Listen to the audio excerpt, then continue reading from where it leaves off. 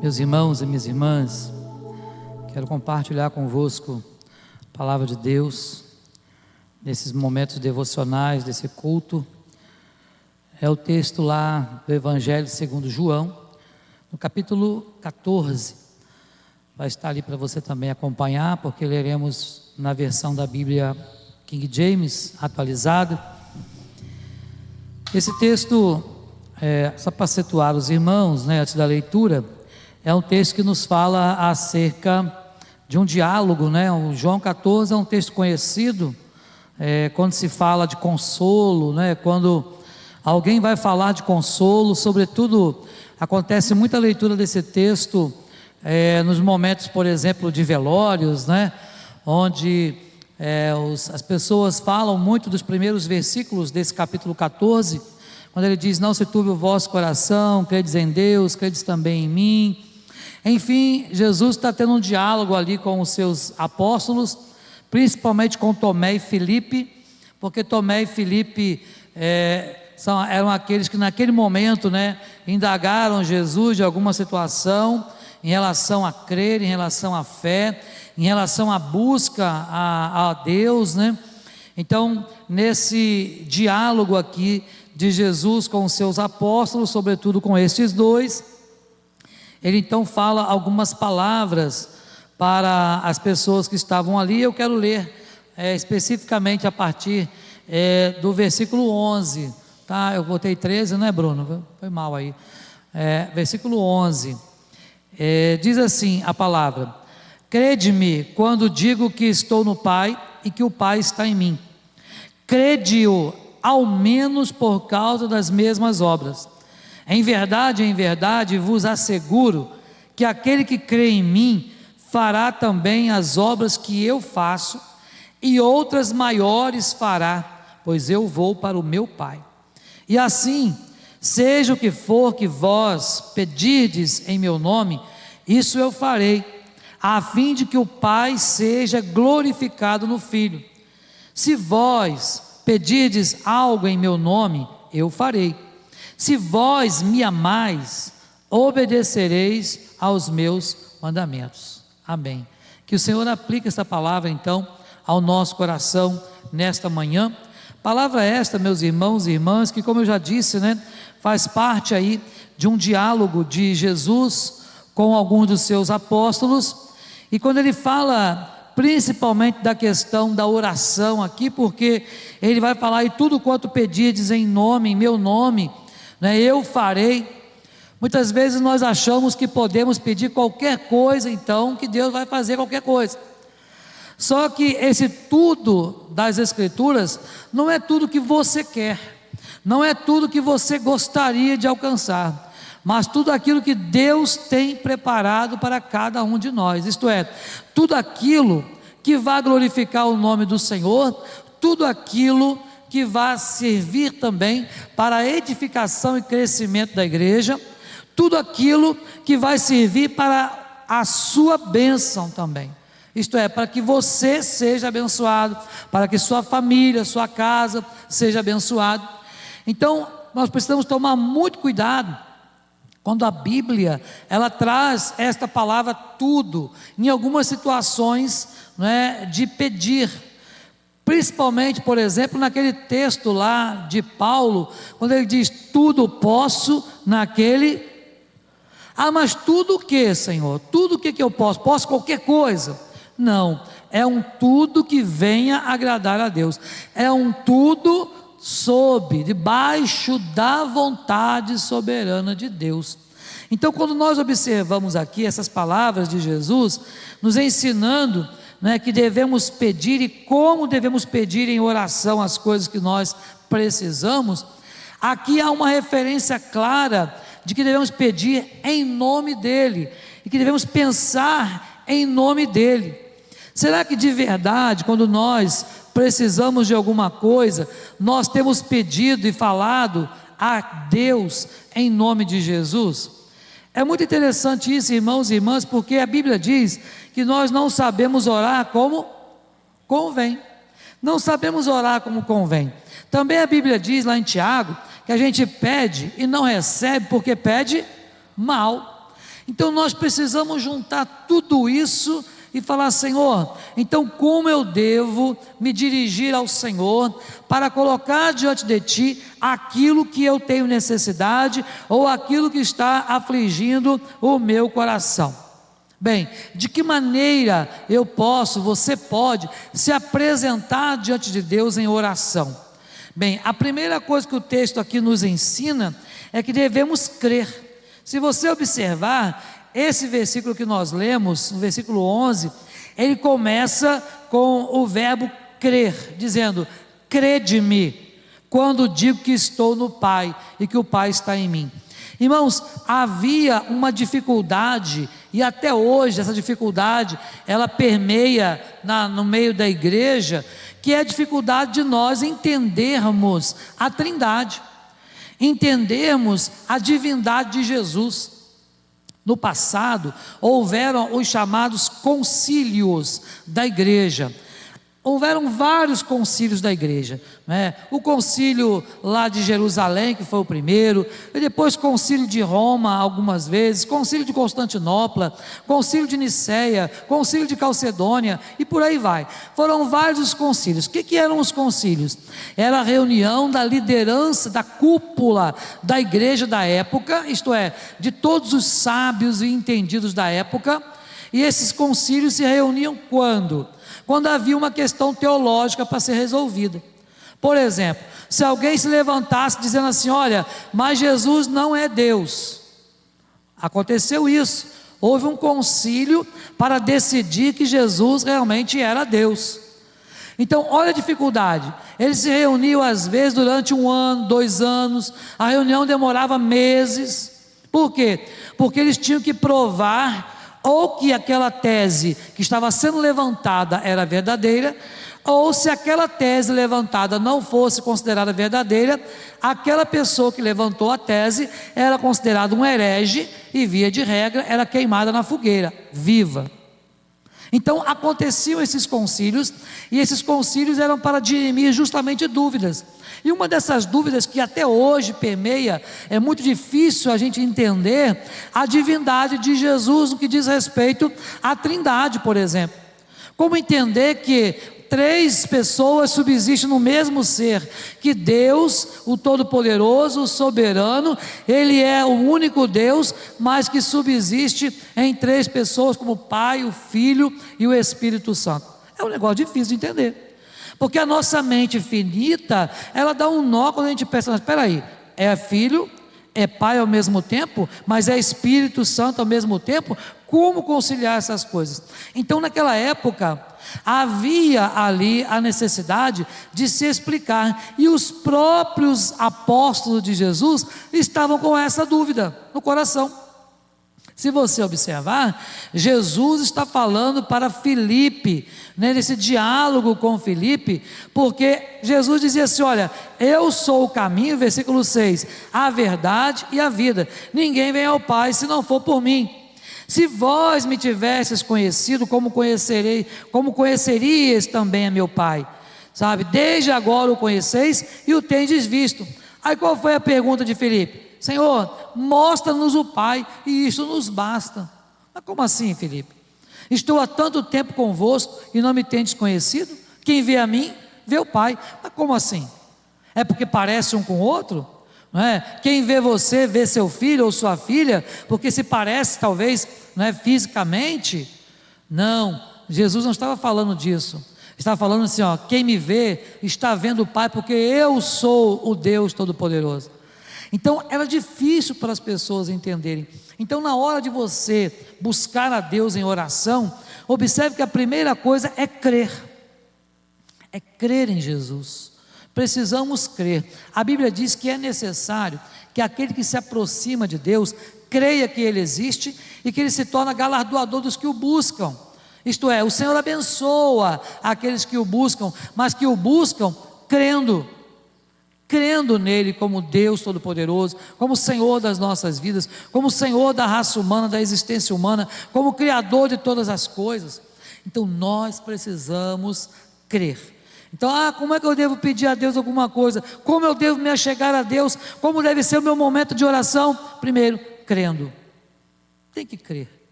Sem fé é impossível. Mas pastor, então eu tenho que crer, mas a fé é um dom de Deus. E é Deus quem coloca a fé no coração do ser humano, para que ele possa, desta fé, crer então que Jesus é o Cristo, o Filho de Deus, e que nós somos seus filhos. Então a fé que Deus colocou em nosso coração, nos habilita a crermos no Senhor. Então ele diz, crede-me quando digo que eu estou no Pai. Então eu tenho que crer, mas também eu tenho que crer nas obras que Ele faz. Olha só, quantas obras Deus tem feito. Ele diz aqui, crede-o ao menos por causa das mesmas obras. Como assim, pastor? Jesus fez as mesmas obras que o Pai? Com certeza, com certeza. Jesus protegeu os seus discípulos, Jesus acalmou a tempestade, Jesus ressuscitou mortos, assim como o Pai faz e fazia. Então olha, aqueles apóstolos estavam com Jesus, estavam vendo o ministério de Jesus, e naquele momento duvidavam. Mas será que Jesus, mas peraí Senhor, mas o Senhor é Deus e não é Deus, e eu estou confuso com esse negócio.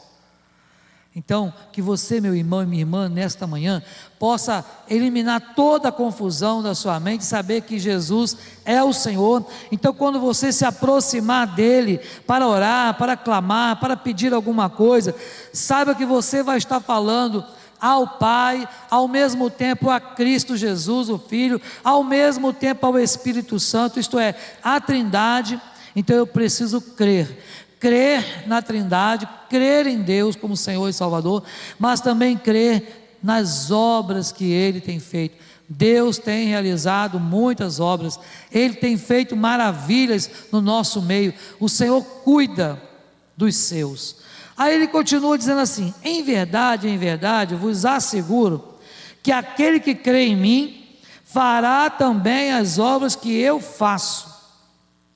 Aí a gente fica preocupado, né? Será que nós temos feito as obras que Jesus fez? Quantas obras Jesus fez? Será que nós temos feito um pouquinho do que Ele fez? Bem, nós temos pregado, então temos feito alguma coisa que Ele fez. Nós temos orado, temos feito, porque Jesus orava. Nós temos levado o Evangelho, então nós temos feito alguma coisa. Temos sido servos de Deus, feito alguma coisa. Mas aí ele diz, olha, mas eu fiz algumas coisas, mas vocês poderão, se crer, fazer obras maiores. Eu não vou mais estar junto com vocês, eu vou para o Pai. Então vocês poderão fazer obras maiores. Aí, meus irmãos, eu fiquei pensando, por que hoje em dia a gente não consegue fazer obras maiores que Jesus fez? Ou será que temos feito obras maiores do que Jesus fez? Eu acho que esse deve ser um questionamento interessante para nós pensarmos. Será que a igreja hoje, ou nós individualmente, cada um, será que nós temos feito coisas maiores que Jesus fez?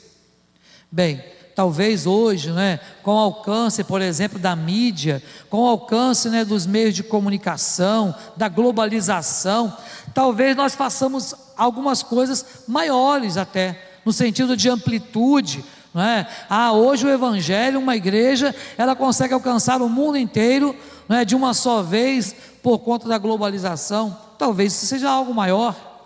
Eu não sei o que Jesus queria dizer com obras maiores do que Ele fez, mas uma coisa nós sabemos, Jesus estava nos estimulando ao serviço.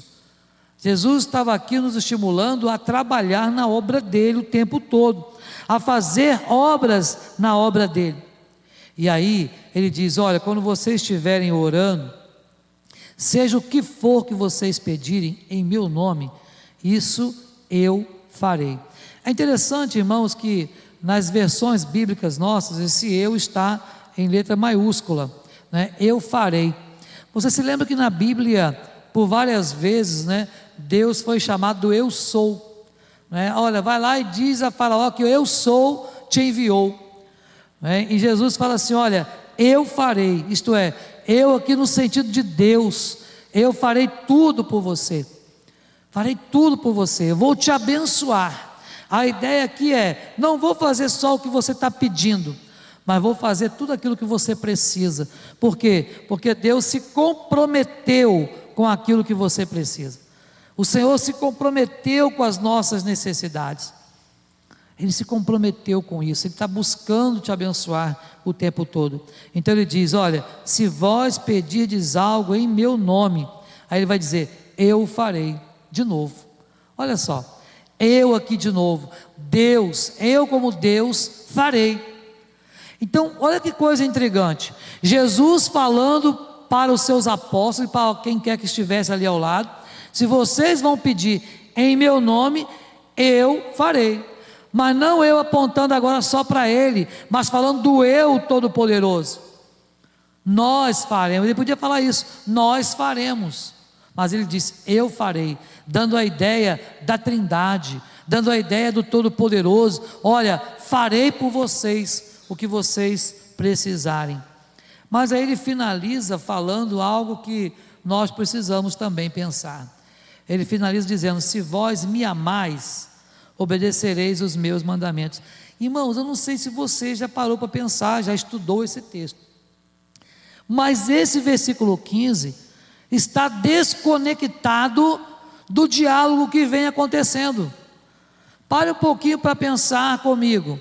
Esse versículo ele está falando agora: se vós me amais, obedecereis aos meus mandamentos. Se você olhar no outro, na outra versão, está exatamente igual, só que ao invés de obedecer, está escrito guardareis, na sua versão aí que você está na mão, que é a mesma coisa. A ideia de guardar aqui é de obediência, não é? Então não tem nada a ver, está desconectado. Esse versículo está desconectado no meio de um contexto. Mas peraí, então Jesus errou? Não, claro que não. Jesus arremata a questão da oração, arremata o fato dele ser Deus, dele ser o Senhor Todo-Poderoso, dele subsistir a Trindade nele. Tudo isso ele arremata dizendo: olha, se você me amar, você deve obedecer, guardar os meus mandamentos. Você vai pedir, você vai ser abençoado. Mas ele está falando agora assim: olha só, tudo isso se resume numa coisa que a gente não falou ainda com vocês aqui: no amor. Então Jesus, ele vai falar de fé, ele vai falar de fazer alguma coisa, ele vai falar de oração. Todo esse capítulo aí vai falar de consolo. E aí quando ele chega aqui no versículo 15, ele fala: mas agora, se você me amar, você vai guardar os meus mandamentos. Então é preciso realmente, para que você possa observar Deus operando na sua vida, é preciso obediência. Então oração, Jesus está ensinando que não está desconectada de obediência. Pedidos não estão desconectados de amor. Vida pessoal não está desconectada de Deus, de amar a Deus e de obedecer os mandamentos do Senhor. Então, meus irmãos, nesta manhã, eu queria que você pensasse, quando você estiver orando ao Pai, quando você estiver buscando a Deus, que você possa pensar nesse texto como algo que Deus, que Jesus está falando para você: olha, é preciso se achegar a mim, crendo que eu estou no Pai, que o Pai está em mim. É preciso crer nas obras que nós temos feito. É preciso entender que você pode fazer mais. Isto é, que você não pode fazer apenas aquilo que foi pedido para fazer. A Bíblia diz que aquele servo que faz apenas o que foi mandado fazer é um servo mau e negligente. Hoje em dia, você conhece isso como proatividade. O que Jesus já falou lá atrás, hoje a gente conhece como proatividade. O que é a proatividade? É aquela pessoa que tem lá o seu trabalho, mas ela faz mais do que apenas o seu trabalho. Então você está lá no seu trabalho, mas você, minha função aqui é de chefia, mas não quer dizer que você não pode pegar e fazer alguma coisa, não é diferente do seu cargo, não é? Não quer dizer que você não possa pegar, molhou ali, que você não pode secar, tem um papel no chão, você não pode pegar e pôr na lixeira, não, tem um funcionário só para fazer isso, sabe? Então o que Jesus está falando, a gente pode fazer mais do que estamos fazendo. Sempre podemos fazer mais, mas isso tudo tem a ver com amar a Deus. Isso quer dizer o quê? Que só vai trabalhar na obra do Senhor quem ama o Senhor, só serve quem ama, sabe? Só adora a Deus quem ama a Deus, e só obedece a Deus quem ama a Deus. Então, meus irmãos, nessa manhã, pense nisso, obedeça, ore ao Pai, mas ore crendo, sabe? Busque a Deus mesmo, e você vai ver o quanto Deus vai abençoar cada um de vocês. Amém? Deus te abençoe, Deus nos abençoe a viver assim, a viver sempre aos pés da cruz de Jesus, crendo que Ele é o Todo-Poderoso El Shaddai. Meus queridos, nós vamos orar nesse momento, colocar nossa vida aqui diante do altar do Senhor e pedir ao Senhor as bênçãos que nós temos necessidade. Vamos orar pela vida do irmão Nerinho, ele está bem, graças a Deus, fez a cirurgia, não pode vir à igreja durante 15 dias ou um pouquinho mais, por conta da sonda, essas coisas, mas está em casa, está bem, graças a Deus, também continuemos orando pela irmã Fátima. A irmã Fátima é a mãe do nosso irmão Giovanni, tá? Não é a dona Fátima ali, Maria de Fátima não, mas pode orar por ela também, tá? Mas a irmã Fátima que eu estou dizendo, eu nem a conheço, mas ela é mãe do nosso irmão Giovanni, tá? Que tem frequentado e vai ser membro da nossa igreja, já está pedindo transferência deles para cá. Ela está fazendo tratamento de quimioterapia, então é um estágio assim bem difícil, tá? Então ore por isso. Tem outros irmãos que a gente sabe, que fazem tratamento. O Luiz Cordeiro, Marinha, também irmã da Morena. Tem a irmã Rosane de Parque Guarulhos, que a gente tem orado por ela, A Ângela da célula lá. Olha só, irmãos, quantos irmãos, quantas pessoas estão fazendo tratamento de quimioterapia, radioterapias. Alguns nem fazem mais porque o médico diz, não tem jeito, sabe? Mas olha, quando o médico diz que não tem jeito, é porque esgotou para eles, mas não para o nosso Deus. Eu sei que nem sempre a vontade de Deus é curar, a vontade de Deus é sempre salvar, não é? Mas Deus é poderoso, Ele pode todas as coisas, tem o seu caminho na tormenta. Então a gente crê que Deus pode fazer e temos esperança, e principalmente a esperança de que um dia vamos todos estar sem enfermidade, Agradecer a Deus, o evento de ontem foi uma bênção, irmãos, foi muito bom, quem não pôde vir, por um motivo justo, a gente orou por vocês, mas olha, realmente foi bom. O próximo será melhor ainda, porque a gente vai agora adequando, aquilo que a gente viu que não foi conforme a gente gostaria, mas foi muito bom. Tinham vários irmãos aqui, inclusive de outras igrejas. Então que Deus abençoe a nossa juventude, continue abençoando a nossa juventude, tá bom? Então eu queria orar com vocês, e depois da oração, então, os irmãos que estão lá em casa pelo YouTube, nós fecharemos a nossa transmissão. Que tenham um bom domingo, em nome de Jesus. Vamos orar. Senhor Deus, mais uma vez, Pai, agora diante de Ti, nós queremos colocar a vida dos irmãos e irmãs, ó Deus, nas mãos do Senhor. Pai, há irmãos nossos, ó Deus, que sofrem, ó Pai, com enfermidades como câncer, como, ó Deus, outras enfermidades, como problemas de coluna, como, ó Deus, problemas emocionais. Há irmãos nossos, ó Deus, com depressão. Há outros, ó Deus, com síndrome do pânico. Há outros, Senhor, que vivem com doenças, ó Deus, psicossomáticas. Há algumas pessoas, ó Deus, crentes com doenças autoimunes. Senhor, tem misericórdia, Pai. Quantas enfermidades teu povo tem passado nesse tempo. Ó Deus, e não queremos citar nome por nome, mas colocá-los nas tuas mãos, porque eu sei, ó Deus, que o Senhor tem misericórdia de cada um de nós, Pai. Mas também sabemos, ó Deus, que o Senhor age na medida do querer e da soberania do Senhor. Ó Deus, o desejo do nosso coração é ver esses irmãos e irmãs curados, podendo servir, podendo dar testemunho, podendo pregar o teu evangelho, ó Deus, mas não sabemos, ó Deus, o amanhã. Mas, ó Pai, colocamos nas tuas mãos a vida desses irmãos e irmãs.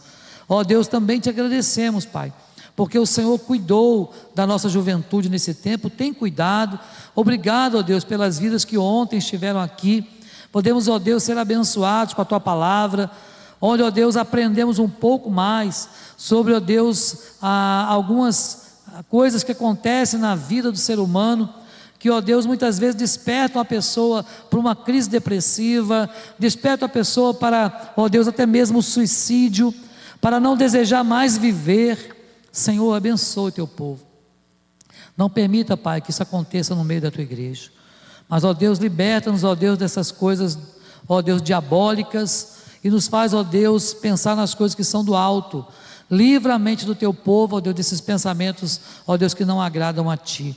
Senhor, abençoa-nos nesta manhã, que a tua palavra ainda estudada agora venha, ó Deus, impactar o nosso coração, e que a tua igreja aqui, ó Deus, venha crescer para a honra e glória do teu santo nome.